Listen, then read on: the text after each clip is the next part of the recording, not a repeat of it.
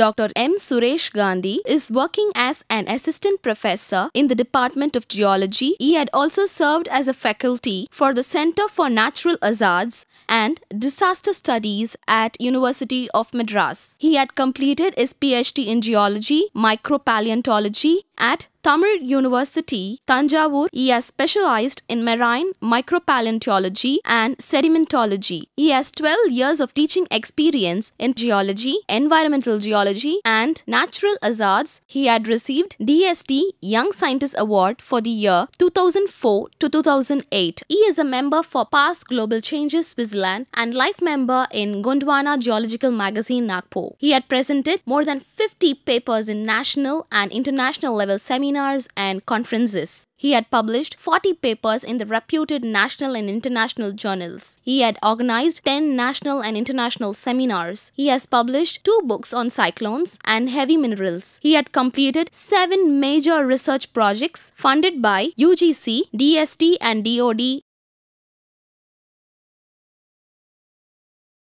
Welcome to UGC lecture series. Today I am going to take a class on disaster management part 3. Already I discussed about what is disaster and what are the different types of disasters and how the disasters occur in India. Now in this lecture I am going to deal with new directions in disaster management and particularly tsunami, flood, cyclones, landslides, mitigations measures. So, these are all the nodal agencies for disaster management. We have a lot of agencies, government, central government offices. For example, flood, we have a Ministry of Water Resource, CWC, and cyclones, Indian Meteorological Department, then earthquakes, Indian Meteorological Departments, and epidemics, Ministry of Health and Family Welfare, like that avian flu, chemical disasters, industrial disasters, rail accidents, air accidents, fire, nuclear accidents and also mine disasters.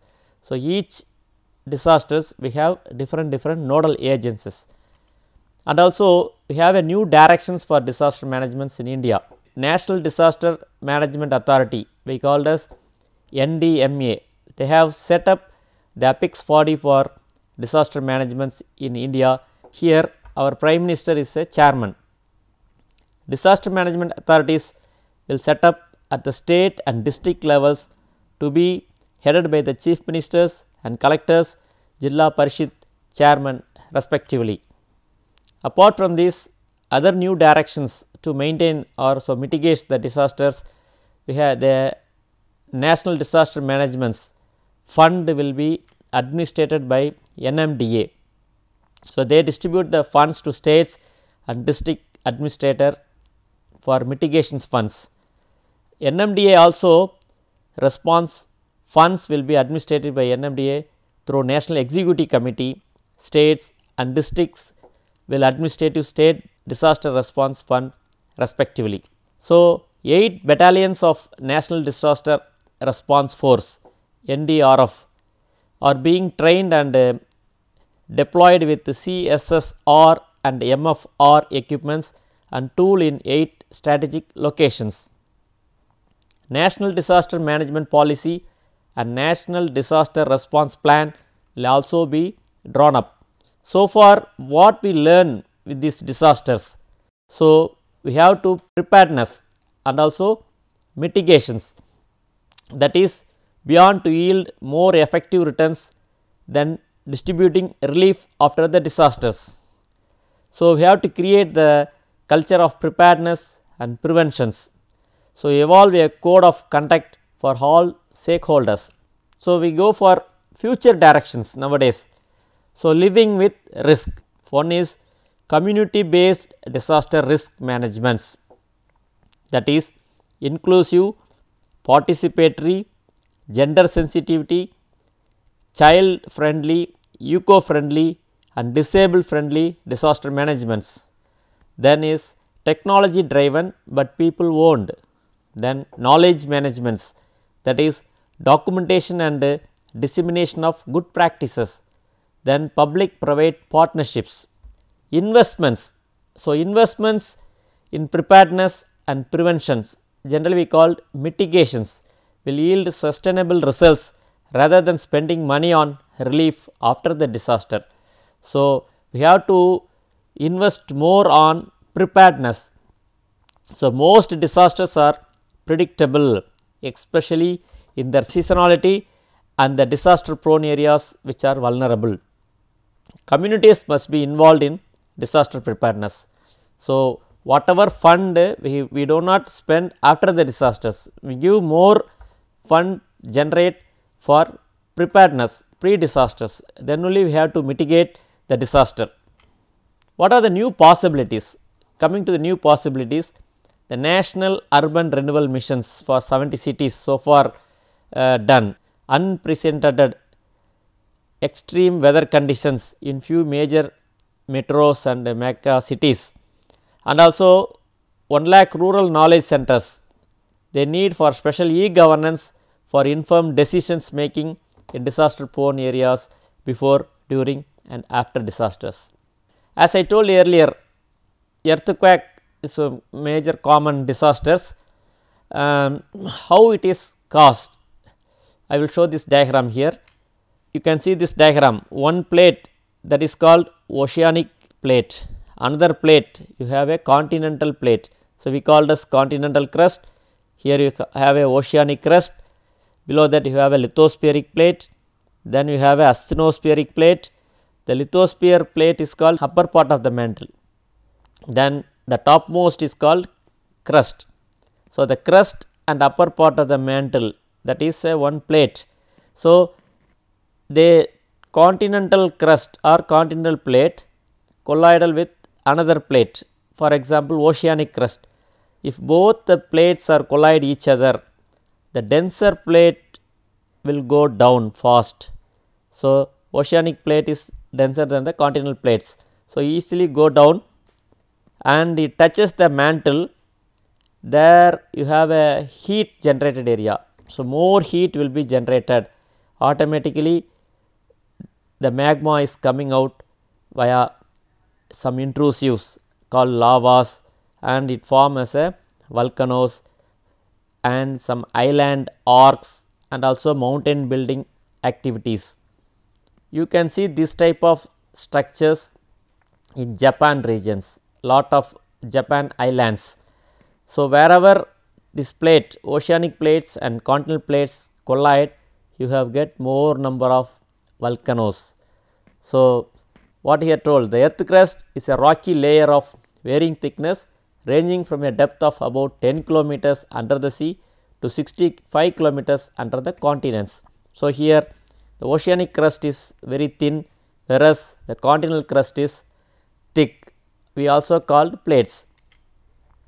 Again, if you cross cut our earth, what you have to see? You have seen the crust, that is 0 to 100 kilometers thickness. After that you have a mantle layers up to 2900 kilometers. Then below that you have a core. Again core is two part, one is called outer core and another one is called inner core. So, outer core is liquid in nature, inner core is solid in nature. Suppose if you pass the seismic waves called primary waves, secondary waves, the primary waves can travel through all the medium with fast directions, whereas the secondary waves also travel through the medium, but it cannot penetrate into the liquid medium. So, it can divert. So, if we can based upon the seismic wave itself, we can easily find out the earth layers up to this crust, up to this is mantle, up to this is a core layer like that, and also with the help of density, temperature, velocity, we can easily layer our earth crust. So, what are the major cause? As I told earlier, two plates moving away from each other or two plates collide each other, what happen? One plate going down and another plate slide past each other. Once the plate goes down, automatically the heat will be generated due to the mantle convection current actions. The whatever material inside the earth will coming out and forming as a ridges.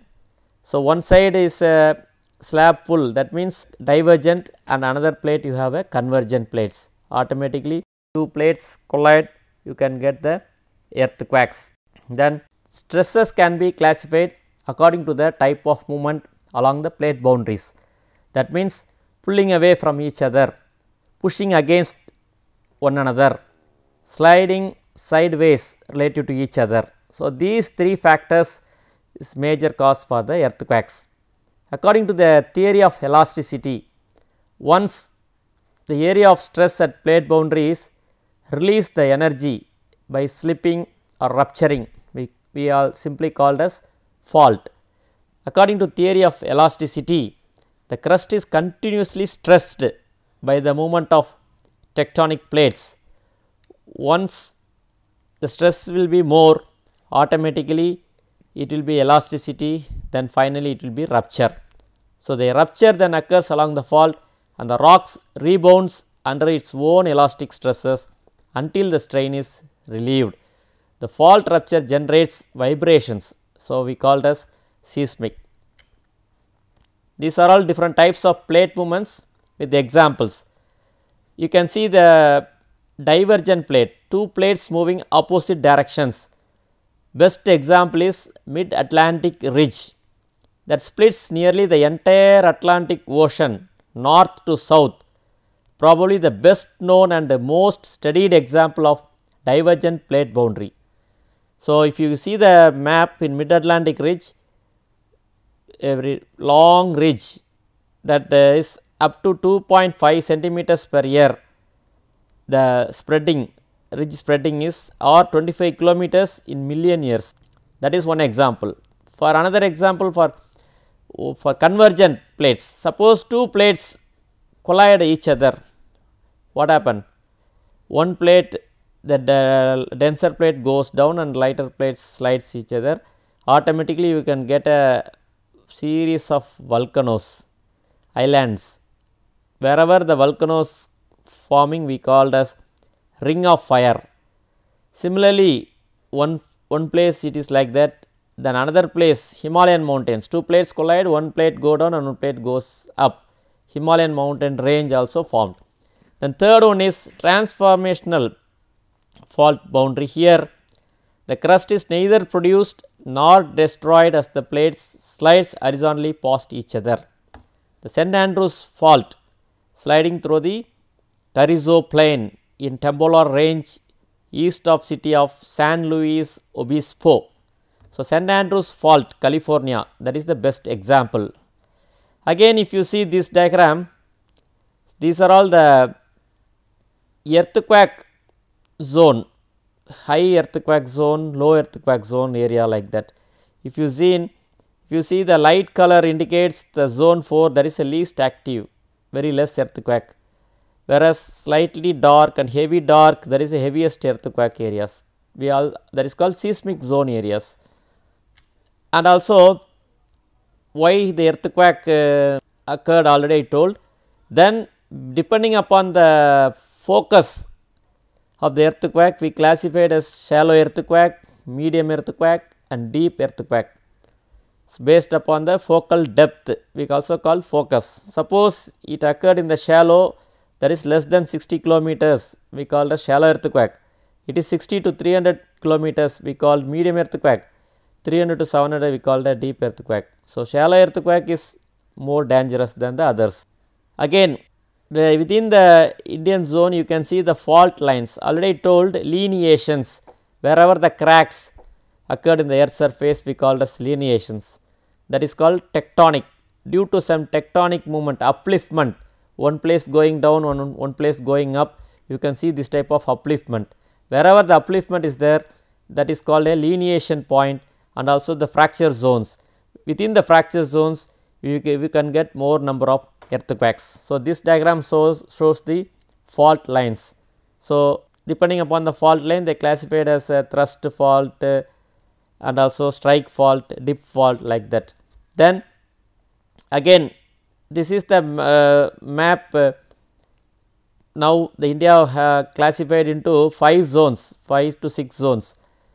You can see here India is divided into 4 zones like 2, 3, 4 and 5, and zone 5 is the red color, you can see here.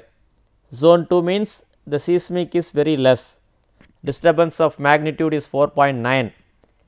Zone 3 means up to 6.9, then zone 4 means magnitude 7.9. So, like that they have differentiate the earthquake prone zones. This diagram shows the how we have calculated the earthquake. So, effect of soil type on ground shaking. Suppose good soil conditions, you have get less earthquake. You can see the soil below the building, soft soils like silt, clay, like that soil means we have a weak soil conditions. Once the energy release, automatically the building will be collapsed. So, for that you have to construct the machinery buildings. So, this is also one type of prevention of earthquakes. So, we have to construct good condition between walls and foundations, also called stiff foundations. So, this is the good example for earthquake prone houses. Then what are the possible risk reduction measures? First is community preparedness, next one is planning, then we have to education, public educations, then construction of houses. Suppose if you take tsunami, this is also predictable. So, there is a two distinct types of tsunami warning. Now, we go for a break, I will continue later.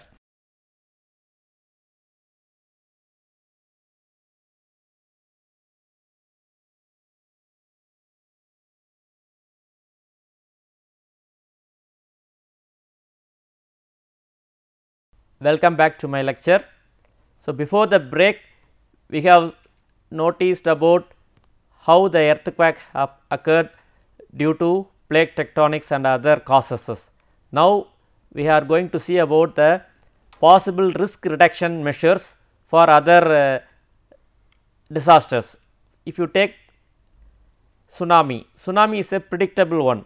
Again it is how you have to predict with means with the help of community preparedness, planning, public educations and also engineering structures. So, foreign countries we have a international tsunami warning systems. Similarly, India also now launched and also regional warning systems. So, these are all the two distinct types of tsunami warning. What do you mean by tsunami warning systems? For example, you can see shortly after the tsunami, once tsunami started, they give a signals, the signal received, the whatever waves disturbed, we have a buoys, BUOYS, buoys, they have plotted the buoys in the deep ocean areas. Wherever the tsunami waves and other tidal activities waves will be occurred, automatically the buoys receive the signals and transmit to the land areas. So, with the help of that buoys, that is a tsunami warning signals. With the help of signals, we can easily predict what time the earthquake occurred and what time it will be reached to the land areas. So, that is one method. For example, 1946 Pacific Tsunami Warning System was developed with operational center of the Pacific Tsunami Warning Center near Honolulu, Hawaii. Similarly, regional warning systems that can usually use seismic data about nearby earthquakes to determine if there is a possible local threat of the tsunami. Such systems are capable enough to provide warnings to the general publics in less than 15 minutes. So, here in India, Survey of India, they have maintained the tide gauge networks along the coast of India. The gauges are located in the major ports. Once the tide gauge, they have also having radars. So, with the help of radars, they can easily predict how the waves coming fast to the coast. So, these are all the possible risk reduction. Apart from this, as I told earlier, plantation of mangroves, not only mangroves, construction of walls. Some coast you have a erosion, some coast you have a depositions, some coast already have higher elevations, that place you have no problem. Wherever the coast and land areas are very shallow, the tsunami water easily entered into the land areas. For example, if you take 2004 tsunami in Tamil Nadu, wherever the dune area and beach ridge areas, that areas are protected. Wherever without dune and only land areas with paddy fields, the water easily entered. So, that is also one reasons for tsunami water enter into the land regions. So, for that what they have to do, they have constructed the tsunami walls. So, for example, you can see here Japan has implemented an extensive program of building tsunami walls up to 4.5 meters high in front of coastal areas. So, like that site planning and land managements, as I already told, land use land planning maps, you have to prepare the land use land planning maps. You have to construct the house very close to the shore, that is not feasible.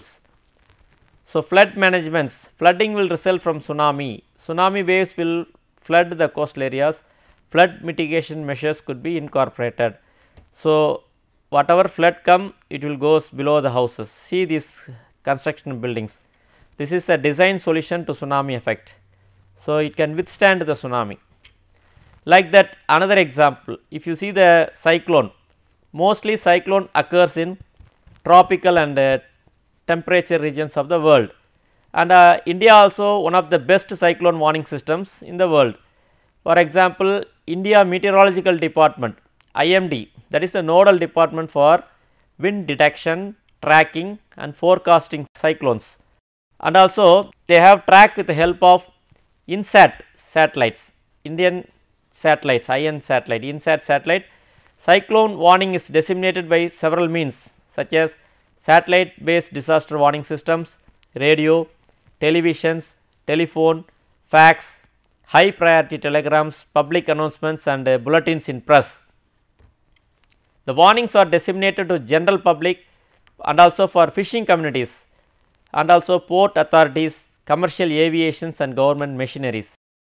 Then what are the possible risk reduction measures for cyclones? Again, coastal belt plantations. So, as I told earlier, you have to plantation the mangroves, then prepare the hazard maps, then land use control, then engineering structures, then improving the vegetation covers. So, these are all preparing measures. Shelter, another thing is shelter with specific features to withstand the cyclones and floods, that is also, and also safe construction practices. You can see the construction at ground level, that is risk of inundation, more water easily entered in the house, and also large overhangs get lifted and broken. If you construct the house like this, automatically the top roof will be moved by the wind or cyclones or things. So, these are all safe methods. If natural elevation is not available, construction on the shift or artificial raised earth mounds, you have to construct your house slightly elevated one, and also large overhangs use ties, that is also safe. Like that, if you see the flood, flood is a state of high water level along the river channel or on the coast that leads to inundation of the land, which is not usually submerged. Floods may happen gradually and also may take hours or even happen suddenly without any warning due to breach in the embankment, spillover, heavy rains. So, again flash floods, that can be defined as floods. Mostly it occurs in 6 hours of the beginning of heavy rainfall. They are usually associated with cloud burst, storms, cyclones and requiring rapid localized warnings and immediate response to reduce the damage. Again, this diagram shows the flood zones. Mostly floods occurs in the northern part areas. This is the example how to prevent the flood. You have to construct the flood shelter. So, automatically water go inside that. What are the major causes of floods? Heavy rainfall, heavy siltation of the riverbed, blockage on the drains, landslides blocking the flow of the stream, construction of dams and reservoirs. These are all the major causes for the floods.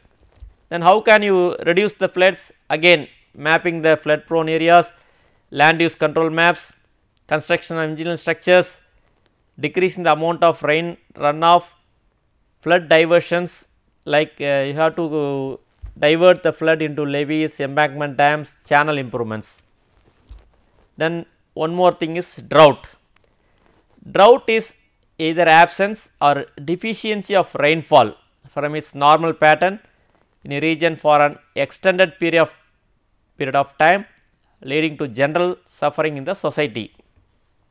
So, drought is basically caused by deficit rainfall, that is the meteorological phenomenon. So, it manifests into different spheres because of various vulnerability forces associated with them. Again, what are the vulnerability factors to drought? Why drought will occur? Low soil moisture, absence of irrigation, livestock without adequate fodder storage facilities, poor water management, deforestation, overgrazing, excessive groundwater draft, soil erosion, population growth, industrialization and global warming. Again, how to reduce the drought? You give public awareness and educate the peoples. Then drought monitoring system, we have to maintain the drought monitoring systems. Then water supply augmentations, then expansion of irrigations, then drought planning. Here you can see the diagram. So, rainwater harvesting. So, most this plan implemented in Tamil Nadu, and now it is running successful for rainwater harvesting managements. Like that, you can see this one place before drought mitigation efforts, then after the mitigations you can see the efforts. There are large number of paddy fields and constructions, everything is going on. Like that, one more example is landslides. All of you know landslides nothing but the mass movements of the hill slopes. Here also they have falling, sliding, flowing or slowly or quickly from one place to another. The rock will be flow down. See this diagram. Landslide is a hilly terrain area. You can see these landslides in hilly terrain areas, how this occurred. Again, how can you prevent the landslide? You have to prevent using the hazard mapping, retaining wall and the plantation of trees and also engineered structures. So, these are all some preventions and mitigation measures. So, that we have to prepare whatever happen, first we have to prepare. We have to prepare from tornadoes, how to prepare for tornadoes, hurricanes, earthquakes, tsunamis, floods, fire, school violence, terrorist attacks, like that. So, in this lecture I would summary like what you have learned about different natural hazards and their possible risk reduction measures. Not only that, what are the causes of natural hazards? So, I would like to sum few questions. Explain the causes of earthquakes, explain the different types of plate boundaries, explain the landslide risk evaluation, explain the effect of causes of tsunami. Thank you.